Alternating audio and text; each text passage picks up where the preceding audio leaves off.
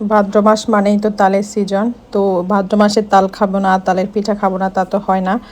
তো সবাই তো মোটামুটি খাওয়া শেষ হয়ে গেছে, তো এখন আমরা খাবো। আমি খাবো আর কি। তো চলেন শুরু করা যাক। Hello everyone, welcome back to my channel Sultana's notebook. তো কেমন আছেন সবাই? আশা করি ভালোই আছেন। তো বাজার থেকে দুটো তাল কিনে এনেছিল, তো আমরা এটাকে ভালো করে নিয়ে নিচ্ছি। তো আপনারা যারা যারা তাল নিতে পারে না, তারা আমাদের এই প্রসেসিংটা ফলো করলে অবশ্যই আপনাদের জন্য সোজা হবে এবং নিতে খুবই সুবিধা হবে। আমরা ঘরোয়া উপায়ে যেভাবে নেয় আর কি। তো আমাদের ভিডিওগুলো তো আমরা সাধারণত ঘরোয়া উপায়ে করে থাকি, প্রফেশনাল না বা একদম এক্সক্লুসিভ কিছু দিয়ে আমরা করি না। আমরা সবসময় যেভাবে করে থাকি বা রান্না বান্না করি বা ওইভাবে আমরা ভিডিও করি আর কি। তো যাই হোক, তো আমি এগুলাকে একটু ভিজিয়ে রেখেছিলাম, ছেলার পরে এরপর হচ্ছে নরম হয়ে গেছে, হাত দিয়ে কষলিয়ে নিয়েছিলাম। তো দেখি যে কি নরম হয়ে গেছে, আর তালগুলো খুবই পাকনা ছিল, এই জন্য নিতে খুবই সহজ হয়েছে। তো এরকম একটা ফুটা ফুটা বড় বড় ফুটাওয়ালা একটা চালন নিয়ে নেবেন, ওটাতে এভাবে আস্তে আস্তে করে ঘষতে থাকবেন।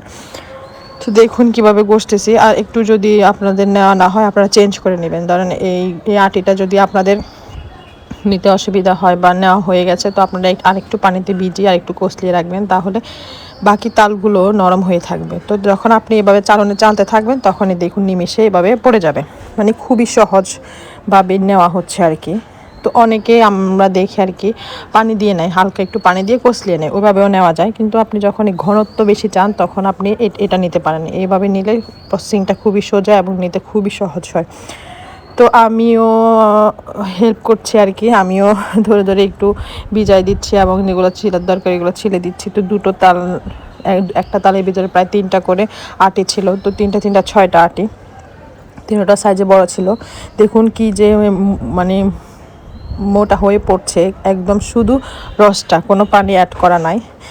তো এভাবে আমরা পরপর সবগুলো আটি এভাবে নিয়ে নিব। তো আমার এই ভিডিও কে কোথা থেকে দেখছেন অবশ্যই আমাকে কমেন্টসে বলবেন। আর এই প্রসেসিংটা যাদের সোজা লাগে তারা এভাবে ট্রাই করতে পারেন, একদম খুব ঘরোয়া উপায়ে, খুবই সহজ। যারা পারে না তারাও এভাবেই পারবে। তো আমরা আসলে ভিডিওগুলা আমাদের কাছে যেহেতু সহজ লাগে, এই জন্য আপনাদের কাছেও সহজ লাগবে। আমি শুধু আপনাদেরকে রেসিপিটা দিলেও পারতাম, শুধু রেসিপিটা হচ্ছে, তাল নেওয়ার প্রসেসিংটা না দেখালেও পারতাম। দেখিয়েছি শুধুমাত্র আপনাদের সহজের জন্য। অনেকেই আছে যে তাল নিতে পারে না বা কীভাবে নিব, কনফিউশনে ভোগে। এই জন্য আর কি আপনাদের এরকে একদম আপ টু বাটাম পর্যন্ত প্রসেসিংটা দেখাচ্ছি, শেয়ার করছি, যেন আপনাদের তাল নিতে সুবিধা হয়। তাল নেওয়ার পরে রসটাকে দিয়ে সবাই কেক বলেন, কেকের কি বলি, তালের পান্তুয়া বলেন, বা তাল দিয়ে সব ধরনের পিঠা বানাতে পারে। তো এই তো দেখুন আমার একদম সবগুলো নেওয়া হয়ে গেছে। তো এখন আমরা কেক দিয়ে পুডিং বানাবো, পুডিংয়ের মতো করে বানাবো। তো দেখুন প্রথমে 2 কাপ চিনি দিয়েছি। তো এটা 2টা তালের ভিতরে আমাদের কেক হয়েছে 2টা। আর পুডিং না, কেক দিয়ে আর কি, পানি দিয়ে যে ভাপ দেওয়া হয়, তালের ভাপা পিঠা, তো ওইটা হচ্ছে একটা হয়েছে। তবে আমরা যে প্রসেসিং করেছি ওইটা থেকে কেকের চাইতে কিন্তু কেকের বাফিটাটা খুবই মজা হয়েছে। তো সব কিছু দিয়ে দিব।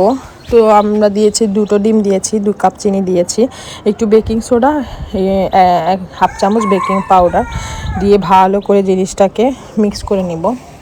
আর স্বাদ মতো লবণও অবশ্যই দিতে হবে, তাহলে আপনার টেস্টটা খুবই ভালো আসবে। তো স্বাদ মতো লবণ দিয়ে ভালো করে নেড়ে নিব, একদম চিনিগুলা গোলা পর্যন্ত। আপনি যদি সুগার পাউডার ইউজ করেন, তাহলে এতটা নাড়াচাড়ার এতটা ইয়ে করার দরকার, শুধু মিক্স করে দিলেই হবে। তো ভাবছিলাম আর কি ডিম কম হবে নাকি, এই জন্য ডিম আরেকটা দিছি। ডিম দিলে আর কি স্বাদ বাড়ে, টেস্টও বাড়ে। এটা আপনারা ইচ্ছা দিলেও ইচ্ছা, না দিলে দিলে কিন্তু স্বাদটা খুবই মজা হয়। তো এই তো হয়ে গেছে। তো 2 কাপ চালের গুঁড়া আর 1 কাপ হচ্ছে আটা দিব। চালের গুঁড়া 2 কাপ দিয়েছি, 1 কাপ আটা দিয়েছি। আপনারা একটু দিয়ে মিক্স করে নেবেন, আবার আরেকবার দিবেন, তাহলে আপনাদের মিক্সটা সুন্দর হবে, কম বেশি বুঝতে পারবেন। আর যাদের কম লাগবে তাহলে কম দিবেন, যাদের বেশি লাগবে তাদের 3 কাপ পুরোপুরি দিলে হয়ে যাবে। তো দেখুন ভালো করে মিক্স করা হয়ে যাচ্ছে। তো আপনারা অবশ্যই আমার চ্যানেলটিকে সাবস্ক্রাইব করে রাখবেন, আর সম্পূর্ণ ভিডিওটি দেখার জন্য অনুরোধ রইল।